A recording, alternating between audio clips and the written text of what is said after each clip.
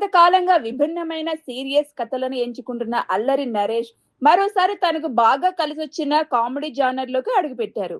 ఆయన హీరోగా తెరకెక్కిన రంభ ఊర్వశి మేనక సెప్టెంబర్ 4న ప్రేక్షకుల ముందుకు రాబోతుంది. ఇప్పటికే ఫస్ట్ లుక్ తో ఆసక్తి పెంచిన చిత్ర బృందం తాజాగా టీజర్ ని విడుదల చేసి సినిమా కథపై ఆసక్తికరమైన క్లూ ఇచ్చింది. అసలు భూమిపైకి దేవకన్యలు ఎందుకు వస్తారు, వారి రాకతో నరేష్ జీవితంలో ఎలాంటి గందరగోళం మొదలవుతుంది అనే అంశాలతో ఈ టీజర్ ఆసక్తికరంగా సాగుతుంది. టీజర్ లో ఓ మాయా పుస్తకం చుట్టూ కథ తిరుగుతున్నట్టు తెలుస్తుంది. దాని ద్వారా ఇంద్రలోకానికి ద్వారా తెరుచుకుంటాయని, అలా రంభ ఊర్వశి మేనకలను భూమిపైకి తీసుకురావచ్చని ఈ టీజర్ హింట్ ఇచ్చింది. ఈ విషయాన్ని నమ్మిన నరేష్ ఏకంగా 25 పాటు దేవకన్యల కోసం ఎదురు చూస్తూ తన ప్రయత్నాలు కొనసాగిస్తుంటాడు.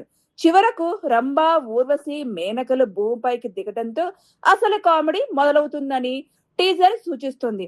ఒక గ్రామీణ వాతావరణంలోకి దేవకన్యలు ప్రవేశిస్తే ఎలాంటి పరిస్థితులు ఎదురవుతాయనే అంశం చుట్టూ దర్శకుడు చంద్రమోహన్ చింతాడ కథను అల్లినట్లు కనిపిస్తుంది. చాలా కాలం తర్వాత నరేష్ పూర్తి స్థాయి కామెడీ పాత్రలో వస్తుండటంతో ఆడియన్స్ కి నవ్వుల పండగ వస్తున్నట్లే కనిపిస్తుంది. మరోవైపు వెన్నెల కిషోర్ ఇంద్రుడి పాత్రలో కనిపిస్తూ తనదైన కామెడీతో నవ్వులు పంచే ప్రయత్నం చేశారు. ఇందులో సురభి కథానాయికగా నటిస్తుండగా రాశి సింగ్ రంభగా, విష్ణుప్రియ ఊర్వశిగా, ప్రశాంత్ సింగ్ మేనకగా కనిపించనున్నారు. దేవకన్యల పాత్రలో కథలో ఎలాంటి మలుపులు తీసుకువస్తాయనేది ఆసక్తికరంగా మారింది. అన్నపూర్ణ స్టూడియోస్ హాస్య మూవీస్ బ్యానర్ పై రాజేష్ దండా, నిమ్మకాయల ప్రసాద్ ఈ మూవీని నిర్మించారు.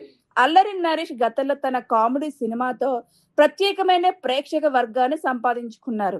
మధ్యలో ప్రయోగాలు చేసిన ఆయన ఇప్పుడు మరోసారి తనకు బాగా కనెక్ట్ అయ్యే కామెడీ జానర్ లోకి రావడం సినిమాపై అంచనాలను పెంచుతుంది.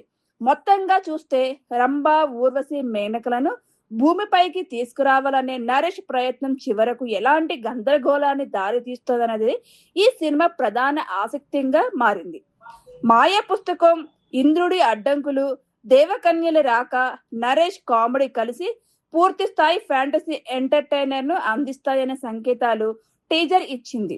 సెప్టెంబర్ 4న థియేటర్లోకి రానున్న ఈ సినిమా అల్లరి నరేష్ ను మళ్ళీ తన కామెడీ జోన్ లో ఎలా చూపిస్తుందో చూడాలి.